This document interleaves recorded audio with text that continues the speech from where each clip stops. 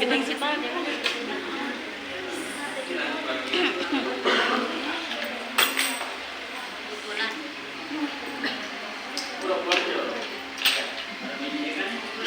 Pagurun sa pulang.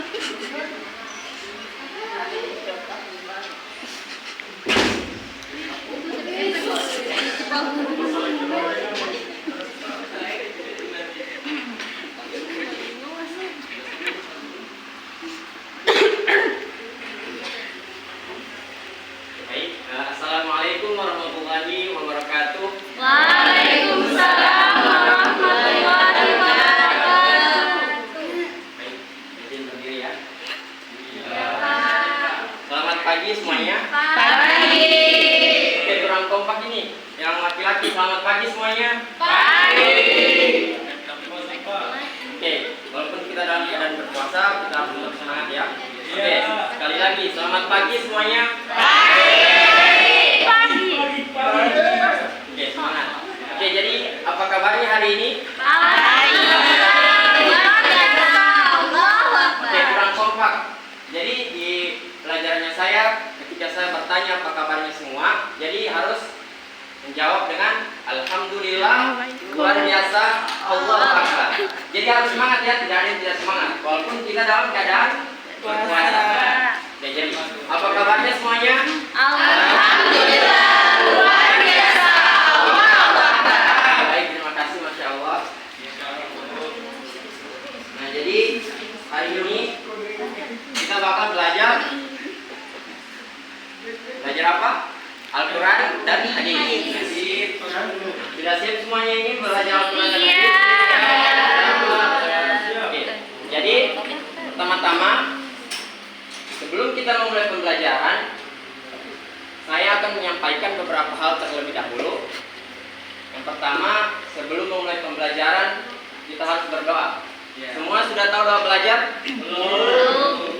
Ada yang belum tahu? Ada. Yang raditu billahi rabban, sudah ada yang tahu? Ya. Oke. Jadi sebagian besar sudah ada yang tahu dan sebagian kecil belum ada yang tahu. Jadi saya sendiri yang bakal memimpin doa tersebut. Boleh begitu? Boleh. Oke, jadi.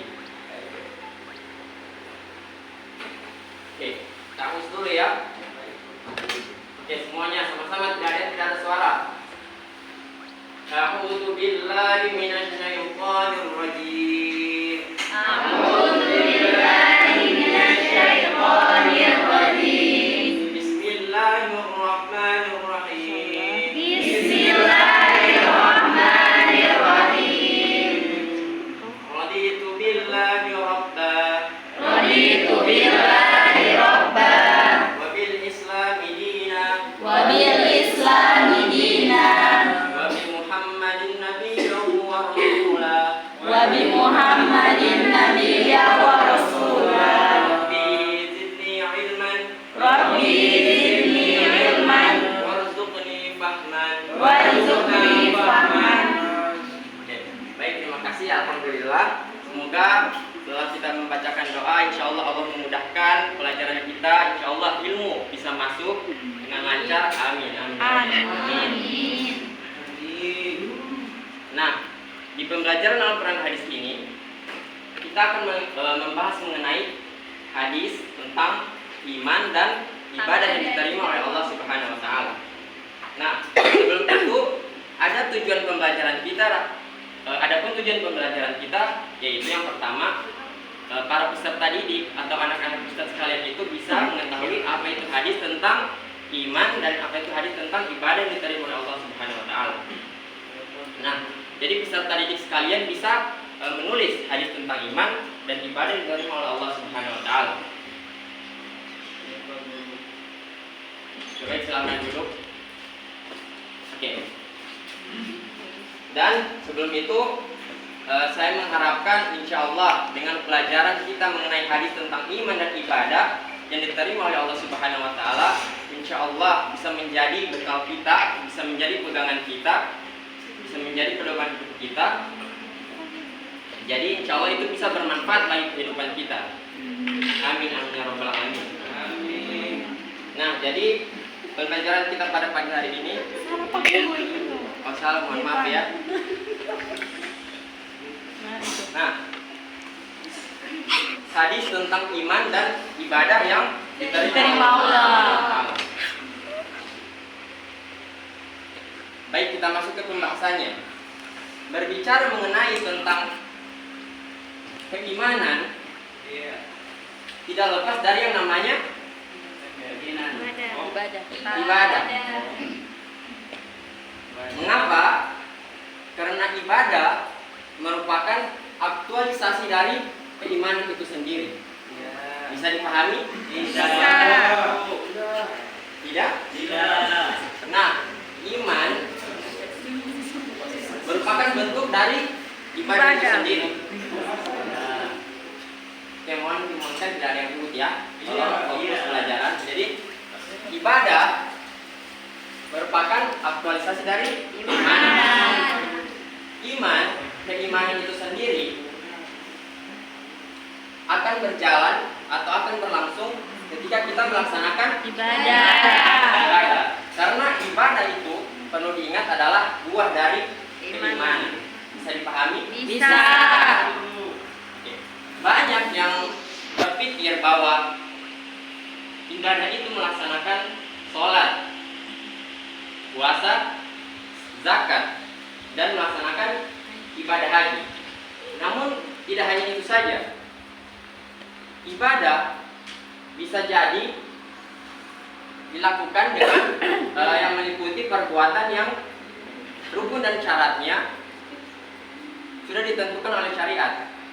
Yang biasa disebut dengan, yang bisa kita sebut dengan ibadah ghairu mahdah. Ibadah mahdah maksudnya, mohon maaf. Dan ada ibadah yang meliputi syarat dan rukunnya itu tidak ditentukan oleh syar'i. Jadi itu kita sebut dengan ibadah ghairu mahdah. Jadi ada dua.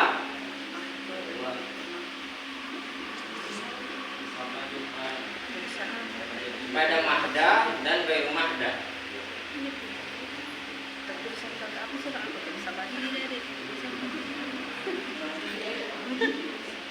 Nah, jadi itu. Itulah pengantar saya mengenai tentang keimanan. Iman aktualisasi dari ibadah. Ibadah adalah buah dari keimanan.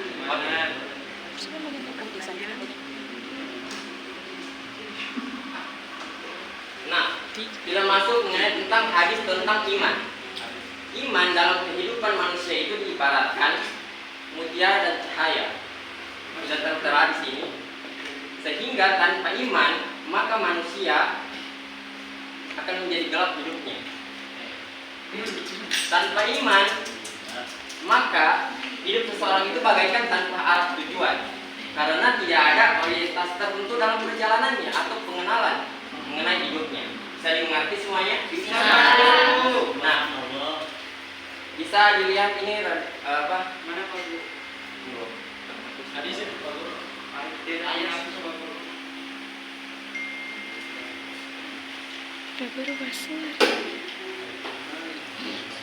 ini sudah ya tentang ibadah tadi. Nah, kita bisa lihat ini sudah paling umum dibicarakan tentang kalimat ini. Bismillahirrahmanirrahim. Al-imanu ma'rifatun bil qalbi. Iman itu diyakini dalam hati. Maksudnya bagaimana? Jadi kita meyakini dalam hati kita bahwa Allah itu Tuhan satu-satunya. Kita mencintai Allah lebih dari sesuatu. Nah, al-imanu ma'rifatun bil qalbi wa qaulun bil lisan. Jadi diucapkan dengan lisan. Maksudnya diucapkan dengan lisan, kita bersaksi. Maaf. Dalam syahadat berbunyi asyhadu an la ilaha illallah wa asyhadu anna muhammadar rasulullah. Aku bersaksi tiada Tuhan selain Allah dan aku bersaksi Muhammad adalah utusan Allah. Dan yang ketiga, mu'amalun bil arkan. Dilakukan dengan Anggota badan atau perbuatan. Maksudnya jadi anggota badan atau perbuatan ini yaitu kita mengerjakan ibadah tadi. Bisa dimengerti? Bisa. Oke, alhamdulillah. Kita lanjut ya. Ya Ustaz.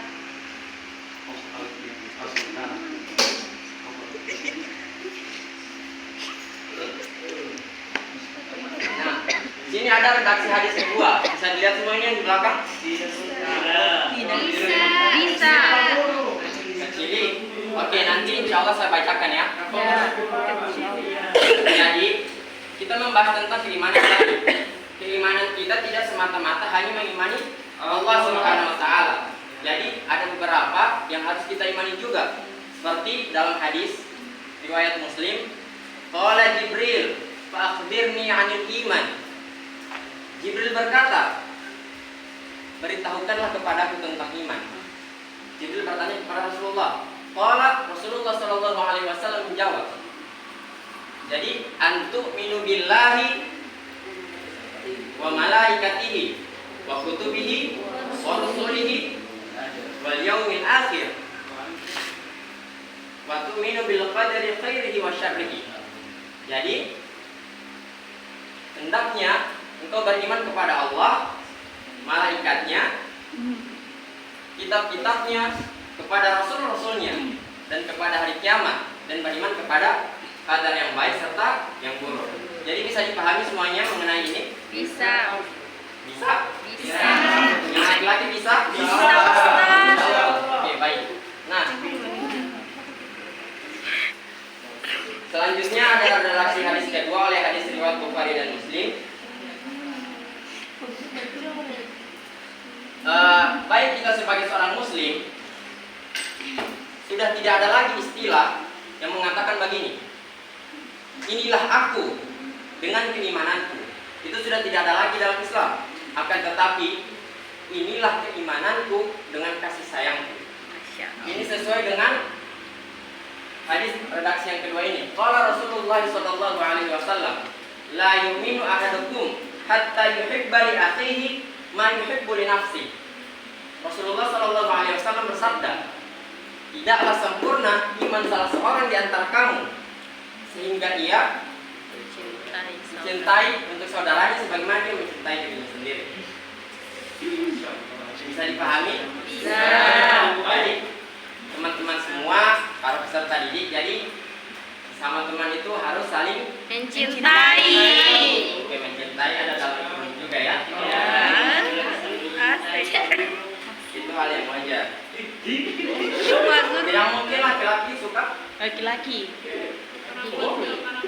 tapi kecintaan kita sebatas teman saja.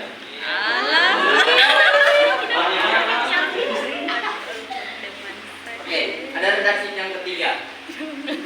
Saya bacakan. Semuanya bisa dengar ya. Bismillahirrahmanirrahim. Al-imanu bid'un wa sab'una syu'batan. Iman itu terdiri dari 71 cabang. Fa'afdaluha qawlu la ilaha illallah. Bisa dilihat? Fa'afdaluha qawlu la ilaha illallah. Dan yang paling utama itu adalah ucapan la ilaha illallah. Wa adnaha imaqatul adza 'anil thariq. Dan yang paling rendah itu adalah menyingkirkan gangguan dari jalan. Kita bisa bilang ketika kita berjalan di jalan, yang otomatis di jalan itu bukan cuma kita saja yang lewat, ada kendaraan bermotor juga, baik roda 2 maupun roda 4. Jadi kita bisa ambil contoh, ketika kita berjalan ada sesuatu, kita ambil contoh, ada paku, tidak mungkin kita sebagai orang yang beriman membiarkan paku tersebut, karena bisa jadi membahayakan bagi sang pemotor. Nah, jadi akan tetapi juga karena kita sudah mengetahui menyingkirkan gangguan dari jalan ini, kita juga dengan seenaknya kita tidak memindahkan ini, akan tetapi malah kita menendangnya begini. Nah, takutnya kita melakukan hal tersebut, ada orang lain di depan kita. Jadi gangguan tersebut bisa kena terhadap Orang lain. Nah, dan yang ketiga, wal haya'u syu'batun minal iman. Dan malu juga adalah sebagian dari Iman. Semua pasti memiliki rasa malu kan? Ya. Ada yang tidak? Tidak.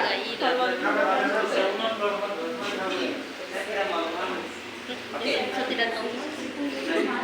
Selanjutnya, oke, sudah paham semuanya tadi tentang iman tadi, 3 hadis tadi. Tentang iman, kita beriman kepada Allah, kepada malaikat. Kepada Yang di belakang tolong tenang. Di belakang. Sudah paham tadi tentang ada berapa yang harus kita imani selain Allah? malaikat. Yang pertama apa? Iman kepada Allah. Yang kedua? Iman kepada Rasul. Yang ketiga? Iman kepada malaikat. Rasul atau kita? Kita. Yang keempat? Iman kepada Iman kepada qada dan qadar. Kiamat. Qada dan qadar terakhir. Jadi yang sampai tertukar ya. Karena itu memang ada urutannya. Oke, selanjutnya cara memelihara keimanan agar diterima oleh Allah Subhanahu wa taala. Nah, yang pertama kita bisa lihat gambar di sini ada keluarga. Jadi, semua anak-anak sekalian bakal berkeluarga di masa yang akan datang. Kita tidak bisa tahu, oke? Ya. Jadi, kita akan menjadi seorang ayah ataupun seorang ibu laki-laki menjadi sebagai pemimpin keluarga. Jadi di dalam keluarga dia harus menciptakan lingkungan yang agamis. Maksudnya harus dalam lingkungan agama. Jangan kita mengajarkan anak kita itu atau saudara-saudara kita, teman-teman kita perbuatan yang tidak baik. Oke. Selanjutnya, memelihara keimanan agar diterima Allah ada di sekolah atau kampus ataupun tempat bekerja. Jadi teman-teman semua, anak-anak semua, di dalam sekolah atau kampus kita harus menasehati dalam kebaikan. Kita harus menasehati dalam kesabaran. Jadi jika ada teman kita yang mengalami musibah atau sesuatu yang membuat dia terpuruk, jadi kita sebagai teman itu membimbing dia. Kita sebagai teman itu menasehati dia untuk sabar dan tolong yang di belakang harus tenang dulu. Yang ada suara. Oke, baik. Tolong hargai yang di depan ya. Oke. Nah, selanjutnya ada lingkungan masyarakat. Jadi di lingkungan masyarakat ini kita harus pandai-pandai bergaul. Bisa dimengerti? Bisa. Tidak mungkin kita bukan membatasi pertemanan, akan tetapi kita memerlukan teman-teman itu yang bisa membawa kita kepada jalan kebenaran.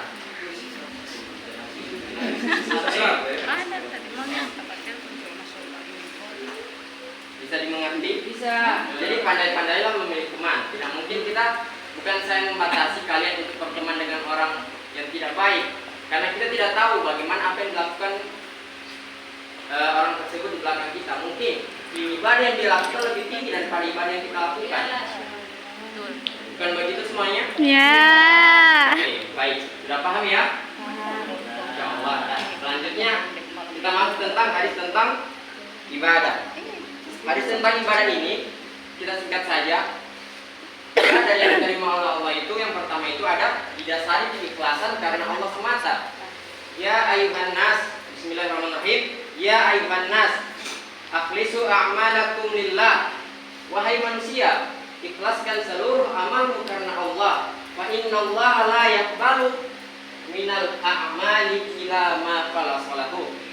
Karena sesungguhnya Allah tidak menerima suatu amal ibadah kecuali berdasari keikhlasan karena Allah. Jadi jangan sampai kita melakukan ibadah hanya untuk ajang pamer, hanya untuk ingin dilihat orang semata. Yang biasa kita sebut dengan perbuatan Ria. Insyaallah. Tidak ada nama ria di sini ya. Insyaallah semoga orangnya tidak tersinggung. Oke, dan yang kedua sesuai tuntunan Rasulullah Shallallahu Alaihi Wasallam. Qala Rasulullah Shallallahu Alaihi Wasallam, man amila amalan laisa alaihi amruna fahuwa raddun. Ada yang tahu artinya? Siapa yang melakukan suatu? Ada yang tahu artinya? Siapa yang melakukan suatu perbuatan ibadah Yang bukan urusan agama, maka dia tertolak. Ada yang sering disebut dengan bid'ah. Saya tidak ingin membahas lebih banyak mengenai tentang bid'ah itu sendiri. Baik, Pak. Akan tetapi ada bid'ah yang biasa disebut orang itu bid'ah hasanah. yang bisa kita lakukan. Nah, dari pembahasan ini dalam riwayat Muslim disebutkan yang melakukan suatu perbuatan ibadah yang bukan urusan agama kami, maka dia tertolak. Nah, kita ambil contoh saja. Contohnya kita melakukan ibadah sholat. Sebagaimana hadis, "Shollu kama ra'aitumuni sholli." Sholatlah engkau sebagaimana engkau melihat Muhammad sholat. Nah, kita kan tidak melihat Nabi Muhammad sholat. Ya. Nah, hadisnya kayak gitu Pak Guru. Iya, baik, terima kasih. Nah, di dalam sholat itu ada rukun sholat. Rukun sholat itu ada berapa? Ada tahu Pak Guru. Salut Papa Guru.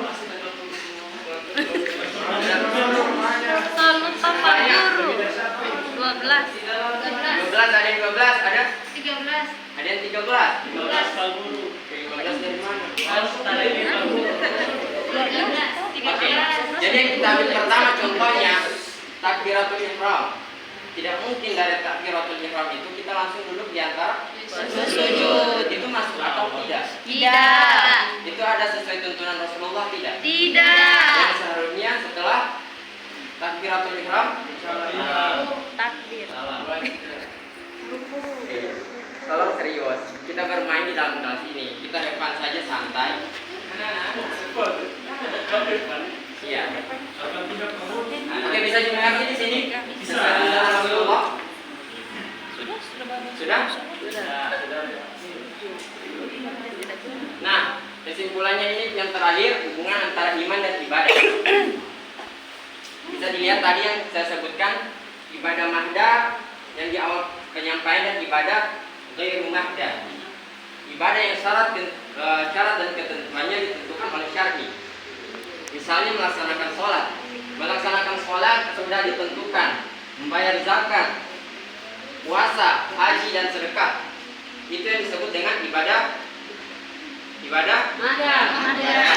Dan yang kedua ibadah ghairu mahdah, yang syarat dan ketentuannya tidak ditentukan oleh syar'i. Ini ada contohnya, misalnya kita menolong orang yang sakit. Itu disebut dengan ibadah ghairu mahdah. Membuang sampah pada tempatnya. Kita menjaga kebersihan lingkungan dan kita sehat, itu merupakan ibadah juga. Bisa dipahami? Ya. Nah, baik, terima kasih. Kita sudah berada di ujung. Dengar dulu ya. Kita sudah berada di ujung atau di akhir pembahasan kita. Jadi kesimpulannya dari pembahasan tentang hadis tentang iman dan ibadah itu, ibadah merupakan aktualisasi dari keimanan itu sendiri. Jadi setelah kita mempelajari mengenai hadis tentang iman, hadis tentang ibadah, insya Allah ini bisa menjadi bekal kita, bisa menjadi pegangan kita, dan kita bisa menerapkan di kehidupan kita. Bisa begitu semuanya? Amin insyaallah. Keimanan itu sulit tidak beriman? Sulit kalau tidak agama. Sulit kalau tidak Agama. ibadah, sulit tidak melaksanakan sholat. Biasanya mah ya ada. Sulit bagi yang Itu namanya manusia ya. Tapi itu adalah kewajiban. Kita harus tetap melaksanakan sholat. Jadi jangan pernah putus.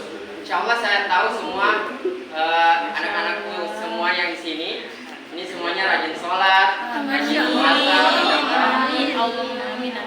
Amin. Oke, baik, terima kasih. Kita sudah di akhir pembahasan. Saya ucapkan terima kasih banyak atas semua partisipasi anak-anakku sekalian yang sudah mendukung pembelajarannya Ustaz sendiri. Nah, Ya Ustaz. untuk sementara itu ya. Nah, sebelum saya mengakhiri sebelum saya mengakhiri pembelajaran ini, saya ingin bertanya kepada salah seorang atau peserta didik semua ini yang bisa menyebutkan apa itu iman dan apa itu ibadah. Mungkin ada yang berani, pasti semuanya berani di sini. Mengenai pembahasan yang saya sampaikan tadi, Saya jawab. Oke, saudara Oh, Adi atau anakku Lois. Oke, kita di sini santai saja. Jadi menurut kita biar akrab saja, saudara saja ya. Saudara Lois, apa itu iman? Oh, iman ini pernah saya tangkap dari penjelasan Bapak tadi, Pak Guru tadi, bahwa al-iman ma'rifatul qalbi wa qawlu bil lisani wal amalu bil arkan, bahwa iman itu diyakini dalam hati, diucapkan dengan lisan dan dilakukan dengan perbuatan. Insya Allah, terima kasih banyak ya. Sungguh luar biasa anak kita satu ini.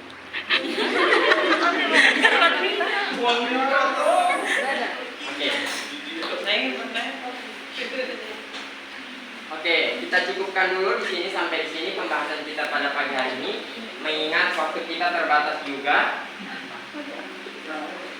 Dan sebelum itu, sebelum saya mengakhiri pembelajaran, karena kita sudah menjelang bulan mau menjelang Lebaran, Hari Raya Idul Fitri, saya dari pribadi saya sendiri mengucapkan permohonan maaf yang sebesar-besarnya kepada teman-teman semua.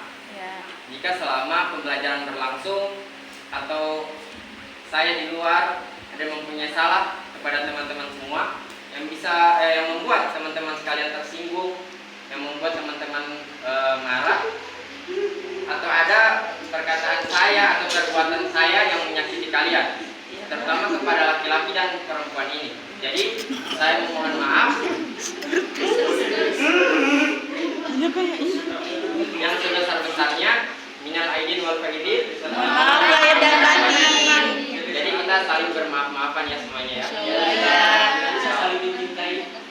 Ya, saling mencintai juga. Oke, baik. Terima kasih. Sekian dari saya. Lebih dan kurangnya saya memohon maaf. Insya Allah ini tolong diimplementasikan dalam kehidupan sehari-hari ya. Boleh ya? Oke, saya mengharapkan insya Allah anak didikku semua ini bisa menjadi orang yang sukses ke depannya. Bisa menjadi kebanggaan dari orang tua. Amin. Amin ya rabbal alamin. Sekian. Wallahul muwaffiq ila aqwamit thoriq. Wassalamualaikum warahmatullahi wabarakatuh. Waalaikumsalam warahmatullahi wabarakatuh.